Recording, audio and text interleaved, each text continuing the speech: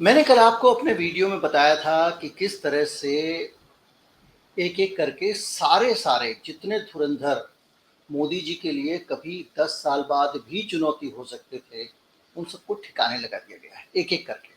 और इन चुनावों में, ये 5 राज्यों के चुनाव हैं, इनमें से 3 राज्यों में एक रमन सिंह पता ही नहीं कहाँ है। दूसरा वसुंधरा, वो अपने अस्तित्व के लिए लड़ रही हैं। तीसरा शिवराज सिंह, जिन्होंने पूरी मेहनत करके, तमाम सारी योजनाएँ करके और मध्य प्रदेश में कोशिश की थी कि वो पार्टी को दोबारा जिता लाएँ, लाडली बहना योजना, ये वो मामा, तमाम सारा। और मोदी जी अब उनकी उन योजनाओं का भी नाम नहीं ले रहे हैं, उनका खुद का भी नाम नहीं ले रहे हैं। अलग-अलग जगहों पे 5-6 नेता केंद्र से भेज दिए हैं, जिसमें कुछ मंत्री हैं, कुछ सांसद हैं, और वो मध्य प्रदेश में चुनाव लड़ रहे हैं। यानी ये चीज़ साफ लिख गई है कि अब शिवराज सिंह जी को वापस नहीं आना है। लाडली बहनों की एक उम्मीद थी, वो भी टूट गई। तो ये सारा इतने बड़े-बड़े नेताओं को ठिकाने लगाने का साहस और शक्ति कैसे आती है? आज जो नेतृत्व है, केंद्रीय नेतृत्व है बीजेपी का, उसने तो इतने सारे मुख्यमंत्री को ठिकाने लगा दिया। 10 साल पहले एक मुख्यमंत्री ने एल.के. अडवाणी जैसे बड़े नेता को, जिसकी पकड़ बहुत ज़बरदस्त थी पार्टी में, उनको घर बिठा दिया था। तो वो क्या चीज़ थी जो पावर उस मुख्यमंत्री के पास थी, और उसने एल.के. अडवाणी को भी घर पे बिठा दिया और उसके बाद उसने सबको काबू कर लिया। और आज इतने सारे मुख्यमंत्री जो हैं, वो हर प्रकार का अन्याय, दमन, इनके स्वाभिमान से खिलवाड़ हो रहा है, कहीं कुछ, कहीं बहुत सारी खबरें आ रही हैं। उसके बावजूद अपने मुँह से कुछ बोल नहीं पा रहे हैं। वो क्या वजह है? आज के नेतृत्व को क्यों नहीं कोई मुख्यमंत्री हिला पा रहा, और पहले के नेतृत्व को एक मुख्यमंत्री ने घर में क्यों बंद कर दिया था? क्या इनके पीछे कोई बड़ी ताकत है? क्या इनके पीछे कोई शक्ति है, कोई ऐसी शक्ति है जो इन सब को कमज़ोर कर रही है और मोदी जी को पावर दे रही है? एक पूंजीवादी व्यवस्था है, एक पश्चिम का इन्फ्लुएंस है, एक भारत का कॉर्पोरेट है, बहुत सारी चीज़ें।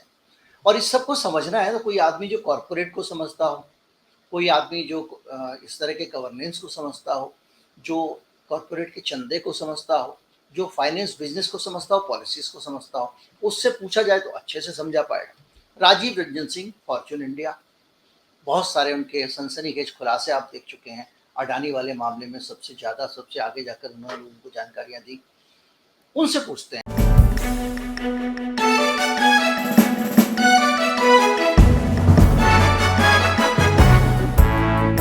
राजीव जी, आपका स्वागत है चैनल पे। कैसे हैं आप? बहुत बढ़िया हूँ। थैंक यू गिरिजेश जी मुझे बुलाने के लिए। जी, और स्वागत है आपका। जी और मैं ये जानना चाह रहा हूँ कि क्या क्या लग रहा है आपको? आपने सुन लिया होगा कि मेरा जो सवाल है, क्या लग रहा है वो कौन-सी ताकत है जो पीएम मोदी को इतना ताकतवर बनाती है कि बड़े से बड़े जनाधार वाले नेता भी उनके सामने चूँ भी नहीं कर पा रहे हैं?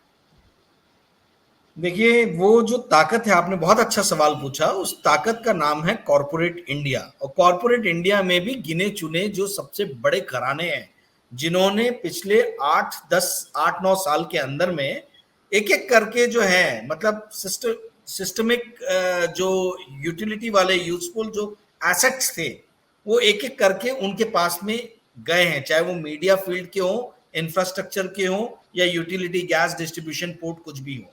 कहानी देखिए बहुत बड़ी है। मैं कोशिश करूंगा संक्षेप में आपके दर्शकों को ये कहानी बताने की कोशिश करूंगा।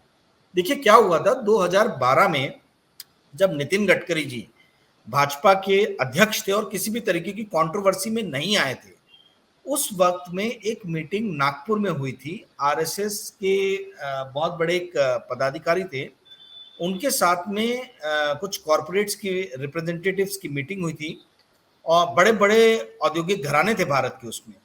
और उनको 3 नाम दिए गए थे कि भाई आप इनमें से बताइए कि आप किसके साथ में हैं।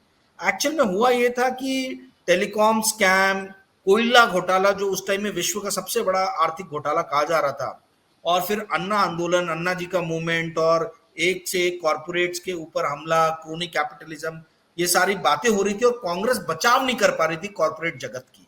तो कॉर्पोरेट जगत खुद बहुत बड़े सख्ते में था। तो इनको इनको कहा गया कि भाई हम आपको बताते हैं, आप बताइए इसमें से आपको बेस्ट सुटेबल मैं कैंडिडेट अपोजिशन। बीच में मैं आपको इंटरप्ट करूंगा, आप जारी रखिएगा। जी सिर्फ एक बीच जी। में जानकारी जरूरी है, ये कब की बात है जो आप बता रहे हैं, पहली चीज। ये और 2000 आपको 2000 आपको कैसे पता लगा है, दोनों चीजें, क्योंकि इसके बगैर अच्छा बात में वजन नहीं आता है। ठीक है। तो ये मुझे इसलिए पता चला क्योंकि मैंने अपने करियर की शुरुआत नागपुर से ही की है। 2010 तक मैं नागपुर में ही काम किया हूँ। हितवाद नाम का अखबार है, इंग्लिश न्यूज़पेपर, जिसके जो भी मालिक हैं वो अभी पंजाब के गवर्नर हैं, बनवारीलाल पुरोहित जी। इसके पहले वो असम और तमिलनाडु के भी गवर्नर रहे हैं। वो कभी कांग्रेस में रहे, कभी भाजपा में रहे, कभी कांग्रेस में रहे, फिर कभी अपनी पार्टी बनाई। तो इनका एक अखबार है हितवाद करके, उसी में मैं कार्य किया करता था। तो और मेरा नागपुर में घर भी है, तो मेरे काफी करीबी अच्छे मतलब वहाँ पे सोर्सेज हैं। और हम तो खैर उस टाइम में जर्नलिज्म में एक्टिवली वहाँ काम कर रहे थे। उसके बाद में मैं बॉम्बे शिफ्ट हो गया, वो बात अलग है। जी बट ये 2012 की बात है। 2012 में भी अक्टूबर, शायद सितंबर अक्टूबर के आसपास रहा होगा। एग्जैक्ट तो अब मुझे भी 11 साल हो गए हैं, मतलब नहीं ध्यान में। 2012 के आसपास की बात है, उस 2012 दौरान का आप ये नागपुर में ही इंसिडेंट है। थे हाँ, सेकंड हाफ का और वहाँ इंसिडेंट है जर्नलिज्म ये। कर रहे थे, तो खबरें ऑब्वियसली आपको मिलती रहेंगी। हाँ, 2012 जी, आप सेकंड जारी नहीं, रख उस सकते हैं। हाँ उस टाइम तक मैं जी बॉम्बे शिफ्ट हो गया था। 2012 जी में जी मैं बॉम्बे शिफ्ट हो गया था। मैं जी के साथ में, डीएनए जो न्यूज़पेपर है उसके साथ में था मैं। हितवाद छोड़ दिया था मैंने। किंतु मेरे सोर्सेस तो सोर्सेस रहते हैं, जहां आपने 8-9 साल काम किया है, तो वहां तो जी आपके, और मेरा घर है तो मैं हर महीने वहां जाता ही जी रहता था। माँ और जी पिताजी वहीं पे थे। तो जी कैसा है कि ये मीटिंग हुई और इसमें 3 नाम दिए गए। लालकृष्ण जी आडवाणी जी का नाम दिया गया, नितिन जी गडकरी जी का नाम दिया गया, और जी तीसरा नाम जो था वो नरेंद्र मोदी जी का दिया गया। तो जी कॉरपोरेट्स ने अपने जो उनके गुजरात के एक्सपीरियंस थे, उस एक्सपीरियंस के बेसिस पे सभी ने कहा कि आप अगर नरेंद्र मोदी जी को चेहरा बनाते हैं तो हम इंडोर्स करें, मतलब हम उनको इंडोर्स करते हैं, हम पूरी तरीके से पार्टी के पीछे जी खड़े हैं। अब आप जी सीक्वेंस समझिए, सीक्वेंस आप धीरे धीरे देखते जाइए। ये हुई सेकेंड हाफ ऑफ 2012 की मीटिंग। जनवरी, नवंबर या दिसंबर में नितिन गडकरी के अगेंस्ट में एक स्कैम, मतलब वो उनकी पूर्ति कंपनी के अंदर में आरबी इंफ्रास्ट्रक्चर वाले जो है महेश्कर जी, उनके जो भाई जी हैं, उन्होंने 220 230 करोड़ कुछ अमाउंट है, मैं एग्जैक्ट बोल रहा हूं, डाले। ऐसा करके एक स्कैम लेके आया गया, हवा बनाया जी गया, और जी गडकरी जी को इस्तीफा देना पड़ा। गडकरी जी ने जनवरी में 2013 में इस्तीफा दिया। जी मई जून 2013 में नरेंद्र मोदी जी का नाम जो है वो आगे कर दिया गया गोवा मीटिंग में कि ये जो है ये इलेक्शन कैंपेनिंग के इंचार्ज रहेंगे भाजपा की। जी और फिर उसके बाद में इलेक्शन हुआ। मई में इलेक्शन के रिजल्ट्स आए, मई 21 या 22 को, जहां तक याद आ रहा 23 को, 2014 में। और उसमें मोदी सरकार जीती। और जून अभी बीच 2014। में इसके इसके आगे की कहानी सुने इससे पहले एक चीज बड़ा साफ जी करते रहना जरूरी है। जी जो हमारे दर्शक हैं वो एक बात अच्छी तरह से इस पूरी कहानी से समझ में आती है, वो ये जी समझ में आती है कि अगर कुछ लोगों को लगता हो कि मोदी जी जो हैं वो ही अडानी अंबानी उद्योगपति और बहुत सारी चीज़ों को सेट करके चलते हैं, यहाँ इस पूरी कहानी से ये पता लग रहा है जो बता रहे हैं राजीव जी, कि संघ परिवार अपना एक एक कदम इन उद्योगपतियों के इशारे पे तय करता है, इनसे पूछ के तय करता है, इनकी राय पे तय करता है। तो क्या हम ये मानकर चलें कि हमारे देश में अब राजा जो है अपना ये बनाना रिपब्लिक हो गया है, कि राजा जो है वो उद्योगपति औद्योगिक घराने हो गए हैं और आम लोग जो हम वोट देते, जो हम मालिक हैं, जो हम समझते हैं हम वोट दे के अपनी सरकार बना रहे हैं, उस सरकार को हमारे लिए काम ही नहीं करना है, उस सरकार को सारा काम पूंजीपतियों के लिए करना है। तो ये सवाल, बड़ा सवाल इस पे उठता है। जो राजीव जी ने जानकारी दी है बहुत अहम जानकारी है और इसके इस पहलू को समझना बहुत ज़रूरी था। राजीव जी, अभी जो तो मैं आपने आगे बताया कि बताऊंगा, 2014 आया। जी जी जी जी, वो उससे और आपको समझ में आएगा। मई में मोदी जी जीतते हैं, यानी भाजपा जीतती है। जी और जून 2014 को मुकेश अंबानी जी अनाउंस करते हैं कि मैंने नेटवर्क 18 जो है उसका अधिग्रहण कर लिया है, जो राघव जी बहल की जो कंपनी थी नेटवर्क कंपनी 18, थी। उसका अधिग्रहण कर लिया। ओके। नेटवर्क 18 उस टाइम में मास मीडिया में इंडिया का सबसे बड़ा बोला जाए मतलब उनका ये था, प्रेजेंस था। सीएनबीसी उनका था, मतलब फ्रेंचाइजी इंडिया में। सीएनएन उनकी फ्रेंचाइजी थी, फोर्ब्स उनकी फ्रेंचाइजी थी, तो इनका आईबीएन लोकमत करके था, वो इनका फ्रेंचाइजी। तो आई मीन ये बहुत ही बड़े लेवल पे थे। इसको मुकेश अंबानी जी की कंपनी ने नेटवर्क 18 को परचेज कर लिया। ये जून 2014 में अनाउंसमेंट आया।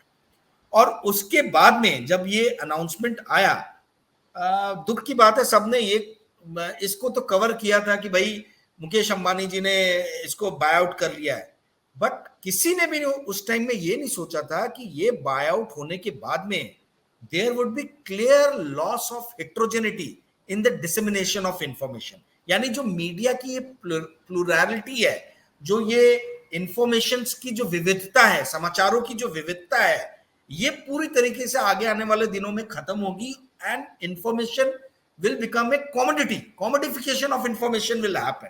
That will only benefit Narendra Modi ji को, उसका फायदा मिलेगा, instead of being a service to public.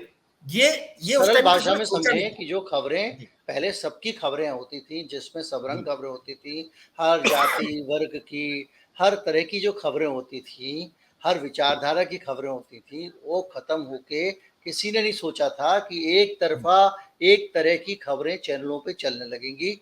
ये सरल भाषा में जो राजीव जी कह रहे हैं उसका मतलब है, जो लोग आमतौर पे इस बात को, तकनीकी चीजों को नहीं समझ पाते उनके लिए। हाँ, मतलब न्यूज जो है वो पब्लिक गुड के बदले गुड फॉर नरेंद्र मोदी हो गया। ओके, और जनहित के बजाय मोदी हित। जी, उसके बाद में आप देखिए, अंबानी जी तो पहले से ही काफी स्ट्रांग थे फाइनेंशियली, बट 2014 जून के बाद में आप अंबानी जी के एम्पायर का विस्तार देखिए। रिलायंस रिटेल, जियो, आप देखेंगे कि हर तरीके से जितने ज्यादा अलग अलग सेगमेंट्स में आए वो, उतने सेगमेंट्स में कहीं पे भी कोई दूसरा बिजनेस, कोई भी कॉन्ग्लोमरेट इंटर नहीं किया, पहली चीज। दूसरी चीज, उस टाइम तक अदानी जी जो थे, he was part of this Kotri of Narendra Modi, but Narendra Modi के साथ में जो एकदम खड़े हुए दिख रहे थे वो अंबानी जी थे, बिकॉज फाइनेंशियली वो पहले से ही स्ट्रांग थे। ओके, कोई ये नहीं बोल सकता कि नरेंद्र मोदी ने अंबानी को बनाया है, नहीं बोल सकते, क्योंकि अंबानी उसके पहले बहुत ये थे। हाँ, मदद किया, ये जरूर लोग कह सकते हैं, किया नहीं किया वो एक अपने आप में एक अलग चर्चा का विषय है। किंतु उसके बाद में देखिए क्या हुआ कि धीरे धीरे धीरे करके इन लोगों ने क्या किया है, ये एक लूप बना है, सर्कल बना। सर्कल क्या बना कि हम कॉरपोरेट्स के हितों की रक्षा करने के लिए हम फॉरेन में जाके बिजनेस वेंचर्स ढूंढेंगे या पार्टनरशिप की बातें करेंगे या बाहर से पार्टनरशिप यहां पे करवाएंगे। ओके, इक्विटी आपकी कंपनी में डाली जाएगी। वहीं दूसरी तरफ बाहर वालों का, विदेशी लोगों का पैसा इन लोगों की कंपनी में लगवाया जाएगा, इन लोगों की कंपनी में आएगा। यस, और इनको मजबूत बनेंगे, ये और ज्यादा मजबूत बनेंगे। और वहीं दूसरी तरफ ये कॉर्पोरेट्स मीडिया बाय करेंगे या मीडिया में एडवर्टाइजमेंट के थ्रू जो है मीडिया पे कब्जा करने की कोशिश करेंगे, और उसके द्वारा सिर्फ और सिर्फ एक ही चीज चलेगी, नरेंद्र मोदी नरेंद्र मोदी नरेंद्र मोदी। दिन भर, सुबह शाम रात, यदि आप एक ही आदमी की बात करोगे तो ऑटोमेटिकली ऐसा लगेगा कि भाई इस आदमी के अलावा कोई दूसरा है ही नहीं। लाल कृष्ण आडवाणी सरीका नेता गायब हो गया, मतलब कोई बात करना लोगों ने छोड़ दिया। मुरली मनोहर जोशी, ये सब बड़े बड़े नाम हुआ करते थे जब हम लोग पत्रकारिता में आए थे ये। बट कॉर्पोरेट्स में वन साइडेड, सिर्फ दो नेता, नरेंद्र मोदी अमित शाह, नरेंद्र मोदी अमित शाह, बाकी सब हाशिए पे लेके गए। तो ये जो है ये इन्होंने शुरू किया 2016-17, मतलब 2017 के बाद से बेसिकली ये चीजें जोर पकड़ी हैं। उसके पहले तक अपने आप को ही संभालने में लगे थे। उसके बाद में भाजपा पार्टी का अब जो स्वरूप हो गया है वो ये हो गया कि देखिए, दो कॉर्पोरेट्स और दो गुजरात बेस्ड पॉलिटिशियन, दो गुजरात बेस्ड कॉर्पोरेट्स और दो गुजरात बेस्ड पॉलिटिशियन, इनका जो क्या बोला जाए, इनका जो प्रभाव है वो इस पूरी पार्टी पे इतना ज्यादा हो गया है कि मतलब जो भी इनको लगता है कि ये पार्टी के मतलब हमारे इंटरेस्ट, पार्टी के अंदर हमारे इंटरेस्ट के अगेंस्ट जा सकते हैं, उनको हाशिए पे लाने का काम किया गया उसके बाद में। तो मतलब अब आपकी आप बात का निचोड़ अगर मैं पॉलिटिकल भाषा में कहूँ तो ये निकला कि ये अडानी, अंबानी, मोदी, शाह की पार्टी हो गई है। ये भारतीय जनता पार्टी नहीं है। ये वो भारतीय जनता पार्टी नहीं है, ना इसके वो विचार हैं, ना वो आइडियोलॉजी है।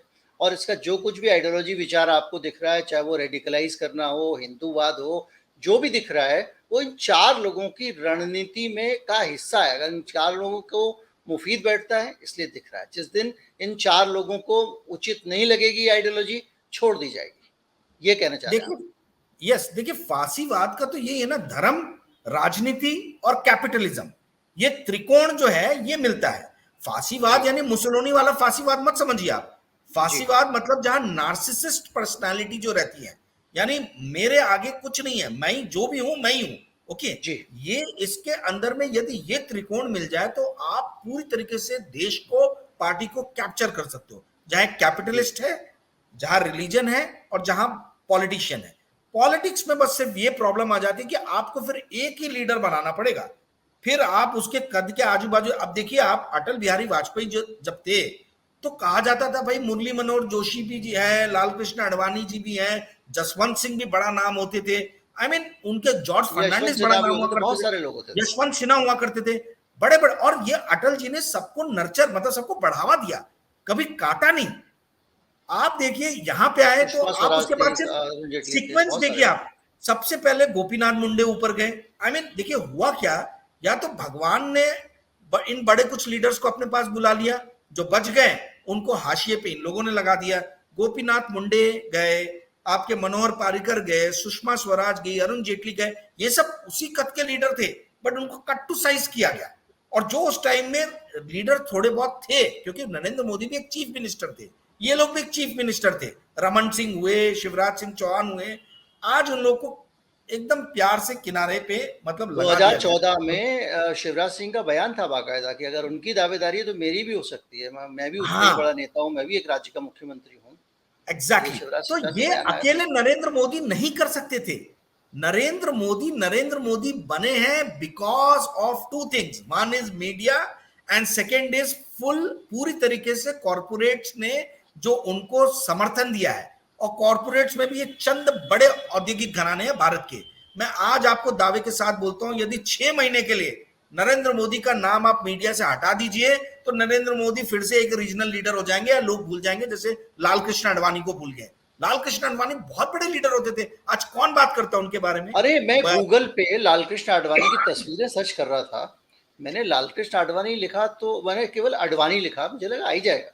वहाँ कियारा आडवाणी की तस्वीर आ रही थी, आडवाणी जी का केवल एक सर्च आया पूरे पेज पे। कमाल हो गया, वो धीरे धीरे खत्म हो गए। लेकिन एक बात बताइए, क्या जी, ये कहना ठीक होगा आपकी बात के आधार पर कि जो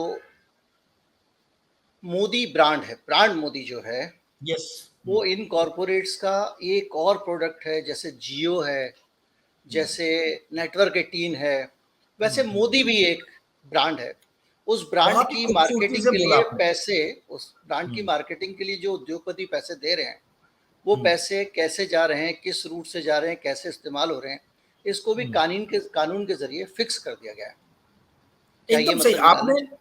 बहुत ही अच्छे शब्दों में मूल बात पकड़ ली है। देखिए आपने कभी सोचा था क्रिकेट का वर्ल्ड कप हो रहा है, उसका फाइनल, आई मीन वानखड़े और ईडन गार्डन जैसे बड़े स्टेडियम्स को छोड़ के नरेंद्र मोदी स्टेडियम अहमदाबाद, एक तो पहली बात किसी भी प्राइम मिनिस्टर ने हमने जीते जी अपने नाम के ऊपर में स्टेडियम्स रखे नहीं। ये देखिए छोटी छोटी चीजें आपकी पर्सनालिटी को डिफाइन करती है। ओके, और मार्केटिंग ब्रांडिंग का आदमी इसको बहुत अच्छे से समझता है। रिकॉल वैल्यू, रिकॉल वैल्यू किस में ज्यादा रहेगी। आप सोचिए अगर फाइनल होता है नरेंद्र मोदी स्टेडियम में और इंडिया जीत जाता है, तो आपने आधा चुनाव तो जो 4 महीने बाद होने वाला वो आपने वैसे ही जीत लिया। रिकॉल वैल्यू रहती है ब्रांडिंग में, मार्केटिंग में, और इसमें ये लोग माहिर हैं। क्योंकि नरेंद्र मोदी अकेले सरकार नहीं चला रहे हैं, इनके साथ में best of best corporate brains इनको सपोर्ट कर रहे हैं। आज आप मुझे बताइए ना, ब्यूरोक्रेट सब हाशिए पे चले गए, गिनती चुनती के कुछ ब्यूरोक्रेट जो इनको लेके चलाया जा रहा है। राहुल गांधी ने तो पार्लियामेंट में बोला कि 81 सेक्रेटरीज में 3 सेक्रेटरी सिर्फ ओबीसी के हैं, और आप अपने आप को कहते हो ओबीसी के सबसे बड़े लीडर हैं। ओके, तो ब्यूरोक्रेट्स में भी उन्हीं ब्यूरोक्रेट्स का एक्सटेंशन मिल रहा है। तो क्या भारत के अंदर में ब्यूरोक्रेट्स जो है क्या उनके अंदर वजन नहीं है? क्या यही 5-10 जो ब्यूरोक्रेट्स हैं इन्हीं को एक्सटेंशन देके आप देश चलाओगे? ये कुछ चंद ब्यूरोक्रेट्स, कुछ कॉर्पोरेट ब्रेन्स, बिग कॉर्पोरेट्स और नरेंद्र मोदी, ये गठजोड़ जो है ये मिलके देश चला रहा है। आज कोई बड़े, आप समझ लीजिए, मैं बहुत बड़ी बात बोल रहा हूं, कोई बड़े मिनिस्टर की इतनी हिम्मत, ताकत, पावर नहीं है कि वो अपनी मिनिस्ट्री के अंदर में बिना पीएमओ के समर्थन के कोई भी कार्य कर ले। और पीएमओ के अंदर में ये चंद कुछ आपके ब्यूरोक्रेट्स जो पुराने समय से काम कर रहे हैं, और कॉर्पोरेट्स, कॉर्पोरेट्स आज की डेट में पूरी तरीके से गवर्नमेंट में घुस गए। साहब आप मुझे बताइए, आरबीआई का गवर्नर तक आपने बना दिया हिस्टोरियन को, हिस्ट्री ऑनर्स को। उसमें अब तो आप इन्होंने जो लेटरल एंट्री का, जो लेटरल एंट्री वाला लेटरल सिस्टम एंट्री रखा ले आए। उसमें, हाँ हाँ, उसमें तो कॉरपोरेट के लोग जो है वो सरकारी पदों पे जा सकते हैं।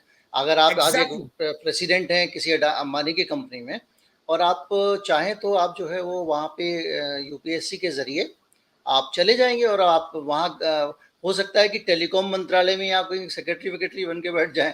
आज आप रिलायंस के जियो में काम कर रहे हैं। आपको वो जॉइंट इस सेक्रेटरी तरह का लेवल तो पे, इन्होंने कर दिया है, कानून तो बदल ही दिया है। जॉइंट सेक्रेटरी लेवल पे आप सीधा लेटरल एंट्री के थ्रू आप एंट्री ले रहे हो। देखिए आप एक चीज को समझिए, पारदर्शिता को क्यों गायब किया गया? आज पीएम केयर फंड जो है वो राइट टू इंफॉर्मेशन एक्ट के अंडर में नहीं है। एज ए कॉर्पोरेट मेरे को रिबेट नहीं मिलेगा टैक्स का यदि मैं सीएम केयर फंड को देता हूं, मैं सिर्फ पीएम केयर फंड को दूंगा तभी मेरे को टैक्स में रिबेट मिलेगा। ठीक है, तो ये क्या नियम हुआ? और आप उसके बाद में आरटीआई के अंडर में नहीं आओगे। आपने कॉर्पोरेट, जो सबसे बड़ा मैं बोल रहा हूं कॉर्पोरेट का हस्तक्षेप है, वो उसके सबूत ही ना मिले, इसके लिए इन लोगों ने इलेक्शन बॉन्ड, बॉन्ड के थ्रू जो इलेक्शन फंडिंग हुआ करती थी उसको इन लोगों ने कंप्लीटली आरटीआई के परव्यू से बाहर कर दिया। उसको आरबीआई भी नहीं जानता है, सिर्फ और सिर्फ एसबीआई के थ्रू आप बॉन्ड खरीद सकते हो जो भारत सरकार की कंपनी है। किसी के पास डिटेल नहीं है कि कौन से कॉर्पोरेट ने कितने भारतीय जनता पार्टी को पैसे दिए और किसने कांग्रेस को और दिए और किसने आम आदमी पार्टी को। उसमें लेकिन एक चीज़ है, सरकार में जो है, या जी एसबीआई का जो चेयरमैन है, वो जान रहा है किसको कितने पैसे जा रहे हैं, क्योंकि वो बॉन्ड आपको एसबीआई के एक पर्टिकुलर काउंटर से खरीदने हैं। वो डेस्क कभी कभी खुलता है जब सरकार सूचित करती है अब खुल रहा है, तब वो खुलता है। और जब वो खुलता है, आप वहाँ बॉन्ड खरीदने जा रहे हैं, तो वो आप ऑफिशियली कुछ भी हो, लेकिन वो बाबू तो बता ही सकता है कि किस पार्टी ने किस पार्टी के लिए, किस उद्योगपति ने कौन से बॉन्ड खरीदे। ऑफिशियली आप पता नहीं कर सकते, लेकिन अनऑफिशियली उसको पता है। और उस अनऑफिशियल इन्फॉर्मेशन के आधार पर उद्योगपति डरता है कि भैया ये पता चल जाएगा मोदी जी को कि मैंने कांग्रेस को चंदा दिया है, तो फिर मुसीबत हो जाएगी, तो वो और चंदा नहीं दे रहा है। मैं वही तो बता रहा हूं। देखिए कॉन्स्टिट्यूशनली जहां भी ट्रांसपेरेंसी आ सकती थी या लाई जा सकती थी, इन्होंने एनएसएसओ, कॉन्स्टिट्यूशनली उस चीज को नेशनल ढक दिया। सैंपल सर्वे ऑर्गेनाइजेशन, जो हर साल अपनी रिपोर्ट जारी किया करता था, उसमें भारत की स्थिति होती थी, गरीबी के बारे में पता चलता था, बहुत सारी चीज़ों के बारे में, और वो डाटा सरकार को सरकार बनाने में काम आता था। अब सरकार ने क्या कहा कि आप इस डाटा को पब्लिक करोगे नहीं, पहले सरकार को दोगे, सरकार चाहेगी तो पब्लिक करेगी। यानी एनएसएसओ का डाटा जो उपलब्ध था, जिसके जरिए हम आप आम लोग पता लगा लेते थे कि देश की दशा क्या है, उसको भी उन्होंने प्राइवेट कर दिया। एनएसएसओ से मैं आपको बता रहा हूं, आज की बात है 3 घंटे पहले एनएसएसओ के मतलब जो सर्वे करते हैं ना बच्चे, वो एक आके आज सैंपल लेके गया मेरे से। मैंने उनको पूछा कि भाई आपका तो क्यों नहीं आया, मतलब सर्वे के बहुत दिन से रिजल्ट नहीं आया। बोले सर हर 5 साल में हम एक बार करते हैं, हमारा 10 राउंड का होता है। लास्ट टाइम जो हमने 10 राउंड का किया था उसमें जैसा चाहिए था रिजल्ट वैसा आया नहीं। ये आपको मालूम है, एनएसएसओ नहीं डाटा लेता, उस बच्चे ने मेरे को बताया। ये क्विज कॉप करके, QUESS, ये लिस्टेड कंपनी आईटी और इन सब के ये बनाती है, मतलब मालवेयर ना जाए, है ना, उस चीज को रोकने का आउटसोर्स किया काम होगा करती है, उसको। हैकिंग ना कर, उसको पूरा काम आउटसोर्स कर दिया। तो ये उसका रिप्रेजेंटेटिव था। तो बोले सर जैसा डाटा सरकार को चाहिए था वैसा मिला नहीं, तो उन लोगों ने हमको जो है वो किया है, मतलब कहा है कि वार्न किया है कि इस बार अगर नहीं ठीक से डाटा है तो हम फिर अगली बार कराएंगे नहीं, तो आप प्लीज पूरा दीजिए। उसने क्वेश्चंस पूरे पूछे, आपकी अर्निंग कितनी है, ये सब मैंने उसको बताया डिटेल में। बोला आपका घर चुना गया है ये पूरे एरिया में।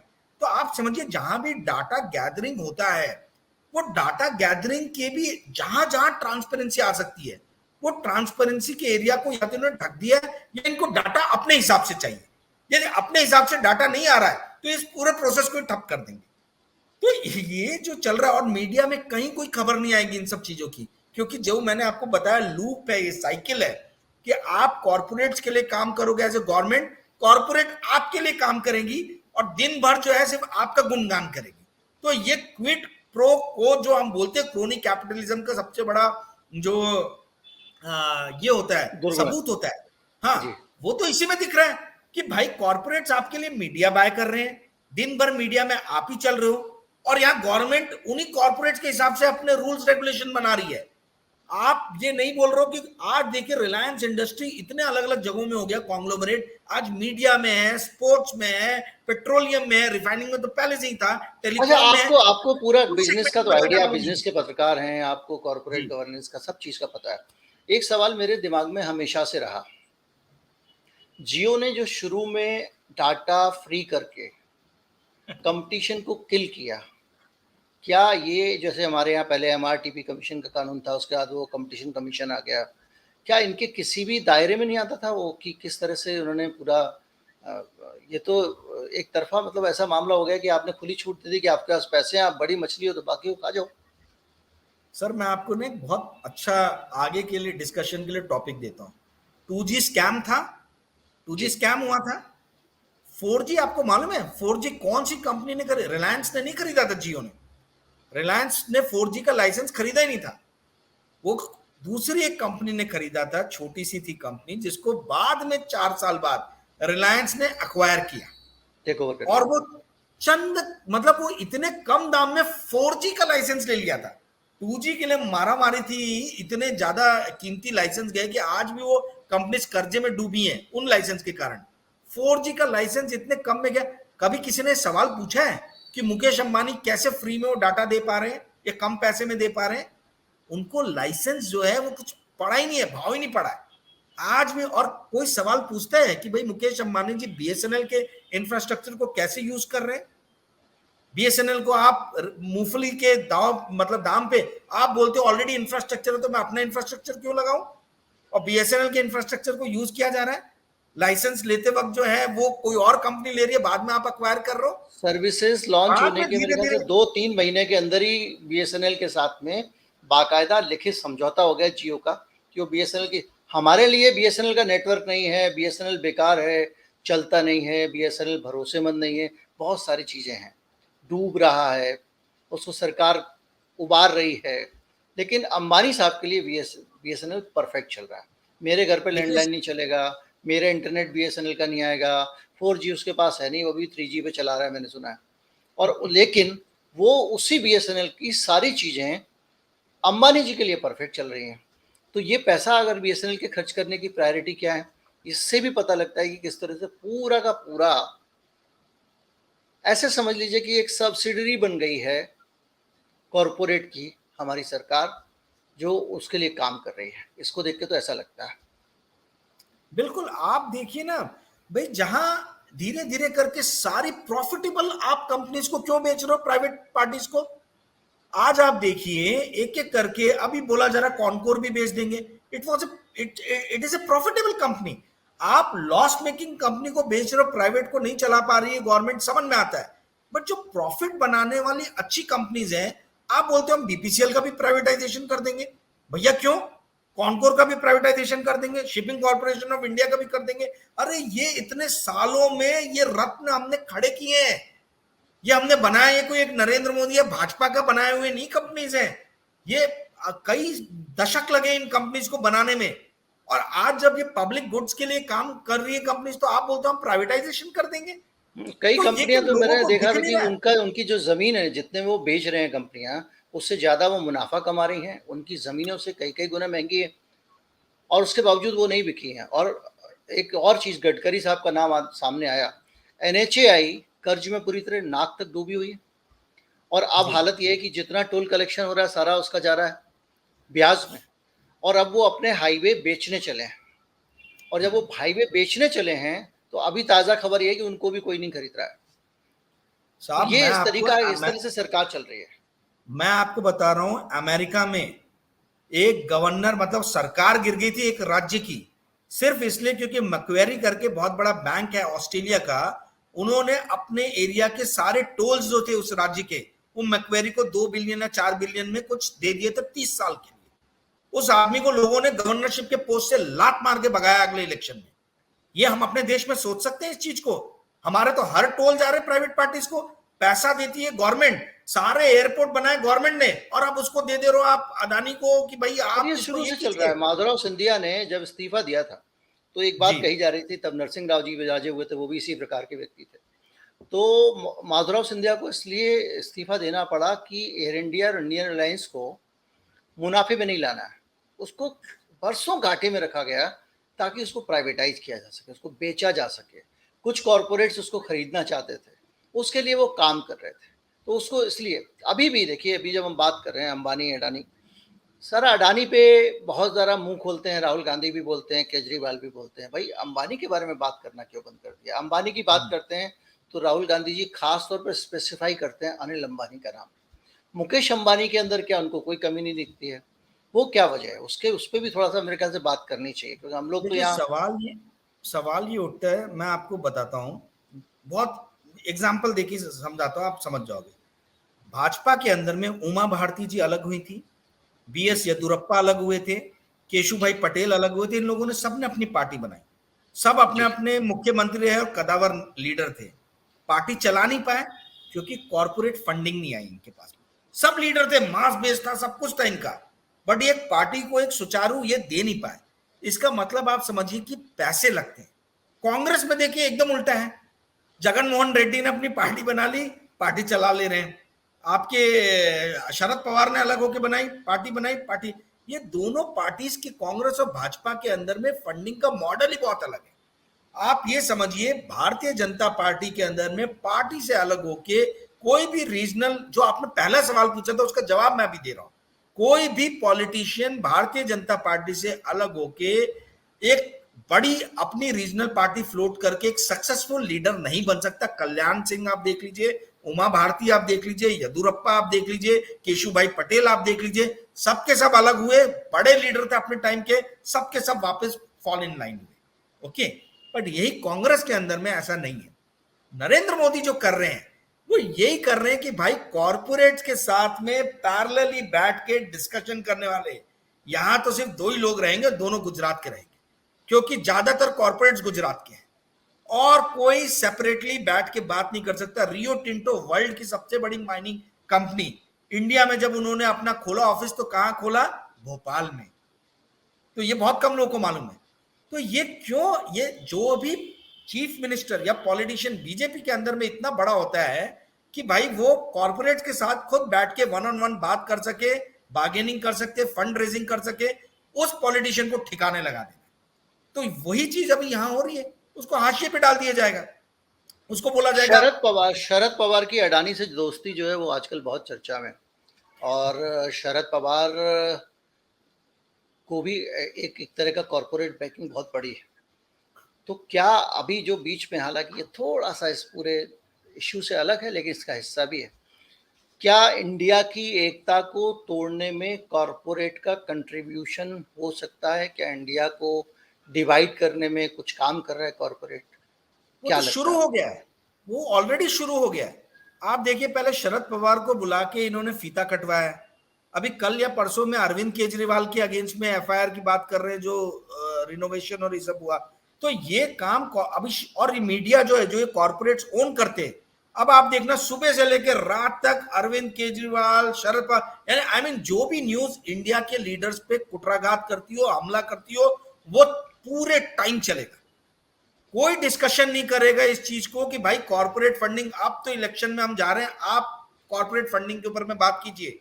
आप ये बताइए कि जेफ बीजोस जब इंडिया में आया, जब किशोर बियानी के साथ में जेफ बीजोस का कॉन्ट्रैक्ट था, एग्रीमेंट था, तो फ्यूचर रिटेल के एसेट मुकेश अंबानी के पास में कैसे चलेगा? और भारत सरकार ने उस टाइम में जेफ बीजोस से मिलने से भी मना कर दिया। सवाल तो पूछ सकते हैं ना, हम तो कोई इल्जाम नहीं लगा रहे, हम सवाल पूछ रहे हैं, आप सवाल के जवाब दीजिए। तो यदि यदि जेफ बीजो का एग्रीमेंट किशोर बियानी के साथ में है, तो वो एसेट्स मुकेश अंबानी के पास कैसे चले जा रहे हैं रातों रात? और सब चुपचाप बैठे हुए। तो देखिए अमेजोन जैसा सवाल, इंटरनेशनल ब्रांड, बड़ी कंपनी। हाँ, जेफ बीजोस वर्ल्ड की भाई सबसे रईस आदमी तो उस टाइम में, ना पीयूष गोयल मिले ना नरेंद्र मोदी मिले। वो जब कंप्लेन लेके आए कि भाई हमारे पास में एग्रीमेंट है, हमने एग्रीमेंट किया है, इनको साइडलाइन कर दिया गया। आप देखिए इंडिया का आईटी लॉ पास हुआ बिना कोई डिस्कशन के। आईटी लॉ आई मीन जो डिजिटल डाटा प्रोटेक्शन लॉ जो अभी इन्होंने अगस्त में पास किया, जी जी जी। कोई उस पर बातचीत नहीं हुई। आपको मालूम है वो पूरा का पूरा लॉ जो है वो बड़ी कंपनीज को फेवर करता है। गूगल के लिए भी 250 करोड़ का पेनल्टी है, और आपकी कोई स्टार्टअप है उसके लिए भी 250 करोड़ का पेनल्टी है यदि डाटा का कोई वॉयलेशन होता है। तो 250 करोड़ में स्टार्टअप तो मर जाएगा। गूगल का जो प्रॉफिट था वो 7.5 लाख करोड़ था, सॉरी 6.5 लाख करोड़ था। एप्पल का प्रॉफिट 7.5 लाख करोड़ था। फेसबुक का प्रॉफिट 5.25 लाख करोड़ था। 5.25 लाख करोड़ प्रॉफिट बोल रहा हूं, रेवेन्यू नहीं। इनके सामने स्टार्टअप्स जो है वो कहां स्टैंड करेंगी? पर उनको भी 250 करोड़ की पेनल्टी और इनको भी 250 करोड़ की पेनल्टी। तो इनका जो पूरा चाल चरण चरित्र जो है भाजपा, ये नरेंद्र मोदी गवर्नमेंट का, वो है बड़े कॉर्पोरेट्स को आप फेवर कीजिए, बाकी सारे लोगों को आप कम कीजिए, क्योंकि कुछ जब चंद प्लेयर रहेंगे तो उनको कंट्रोल करना इजी रहेगा। और वो चंद अच्छा, प्लेयर एक जो चीज है आखिरी इसीलिए सवाल, रैली को क्योंकि फंड करते डिस्कशन, क्योंकि जानकारियां इतनी ज्यादा है इस मामले में हैं। कि आप जितनी देर बात करते जाएंगे नई नई जानकारी निकलती जाएंगी, क्योंकि जब सब कुछ वही हो रहा है तो फिर जी उसमें एग्जाम्पल्स ढूंढने में कोई दिक्कत तो है नहीं, वो तो नजीरें सामने आती जाएंगी। क्या होगा अब, ये फिक्स कैसे होगा, ये ठीक कैसे होगा, इसकी मरम्मत कैसे होगी, कैसे देश के लोग, हम आप क्या करके इसको दोबारा से ट्रैक पे ला सकते हैं, किस तरह से इसको बेहतर बनाया जा सकता है? देखिए, सत्ता परिवर्तन के बिना किसी भी तरीके से आप मतलब इस चीज को आप चेंज नहीं कर सकते। आज हो ये रहा है कि सत्ता के जो केंद्र में व्यक्ति बैठे हैं वही बिग कॉर्पोरेट्स के पक्षधर हैं, तो आप नहीं, कुछ लेकिन कर ही अगर नहीं जैसे सकते। मैंने अभी जिक्र, आप ठीक कर रहे हैं, लेकिन अभी मैंने जिक्र किया जी पक्षधर, क्या अभी के डिस्कशन में तो लगता है कि वो उनका हिस्सा है, लेकिन जी जी। जैसे अभी मैंने जिक्र किया कि मुकेश अंबानी के बारे में राहुल गांधी कुछ नहीं बोलना चाहते हैं, तो क्या ये एक आशंका हो सकती है कि जब निजाम बदलेगा, सत्ता परिवर्तन होगा, तो जो नए लोग आएंगे वो भी कहीं ना कहीं किसी न किसी कॉरपोरेट के लिए काम कर रहे होंगे, या राहुल गांधी का कुछ मॉडल फर्क होगा? देखिए, मैं आपको एक बात बताऊं, अब आप बोलेंगे कि शायद मेरा बायस हो सकता है, बट राहुल गांधी और कांग्रेस में बहुत अंतर है। और मैं आपको ये बता रहा हूं कि यदि कांग्रेस के लीडर्स जो है वो यदि राहुल गांधी जितना मेहनत करे उसका 10% भी मेहनत कर लेंगे तो भाजपा 150 सीट नहीं क्रॉस कर पाएगी। प्रॉब्लम क्या जा रहा है कि जो आर्म चेयर पॉलिटिशियंस हैं, इन्होंने पूरी कांग्रेस पार्टी को हाईजैक करके रखा है। 2014 में भी आप देखिए, उसके पहले पूरे लॉयर्स जितने बैठे थे सारे के सारे लॉयर्स थे। इन्होंने पूरी पार्टी हाईजैक करके रखी थी, चिदम्बरम नहीं, से वो ठीक लेके है, तो मैं अब। मैं केवल इकोनॉमिक पॉलिसीज तो पे पूछ रहा हूँ कि राहुल भाई। गांधी, मैं वही पॉलिसी पे बात कर रहा हूं कि आप समझिए पॉलिसी कौन बनाता है। पॉलिसी की शुरुआत होती है जो ऊपर टॉप 3 लोग बैठे हैं उनके द्वारा। यदि जी टॉप के अंदर में यदि मास बेस्ड लीडर है, और मास बेस्ड लीडर को मोदी जी क्यों काट रहे हैं? यदि राहुल गांधी मास बेस्ड लीडर्स को अपने साथ लेके आते हैं और उनके हाथ में सत्ता देते हैं, राज्यसभा बैक बेंचर नहीं चाहिए, बैकडोर के थ्रू एंट्री वाले लोग नहीं चाहिए। आप जो मास बेस्ड लीडर्स हैं इनको साथ में लेके आओगे तो कभी वो मासस के अगेंस्ट गद्दारी नहीं करेंगे, वो कभी भी मासस को छोड़ के कॉर्पोरेट्स के साथ नहीं जाएंगे।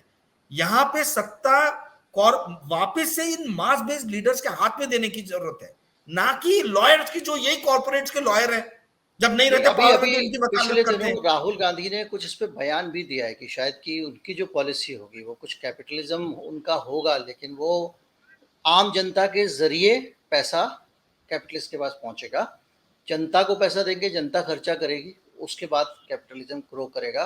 क्रोनी कैपिटलिज्म नहीं होगा, सिलेक्टिव कैपिटलिज्म नहीं होगा, जो भी कैपिटलिस्ट होगा वो अपना आके कम्पीट करेगा, जो अच्छा काम करेगा वो आगे बढ़ेगा, ये उन्होंने कहा है। तो आप भरोसा एक करते हैं इस चीज पे? मैं जोड़ दूं इसमें, देखिए कांग्रेस की अकेली गवर्नमेंट तो बनने नहीं वाली है, और मुझे इतना मालूम है कि भाजपा 2 लीडरों से बहुत घबराता है। एक है राहुल गांधी और दूसरा अरविंद केजरीवाल।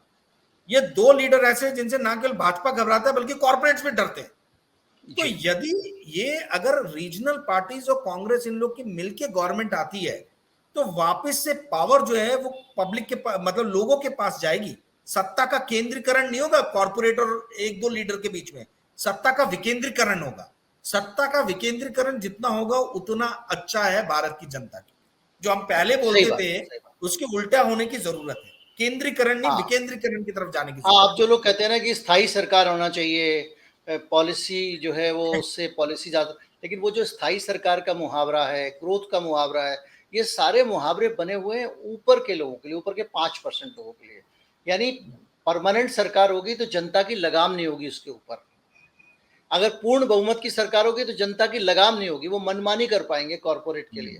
तो कैपिटलिज्म को वो सूट करते हैं, इसलिए ये लोग बार बार कहते हैं कि भाई परमानेंट सरकार स्थायी होनी चाहिए, पूर्ण बहुमत की सरकार होनी चाहिए, इससे काम करने में आसानी होती है। लेकिन आप काम क्या करना चाह रहे हो तो देखो, जनता की लगाम नहीं होना चाहिए, लोकतंत्र के अंदर लोकतंत्र नहीं होना चाहिए।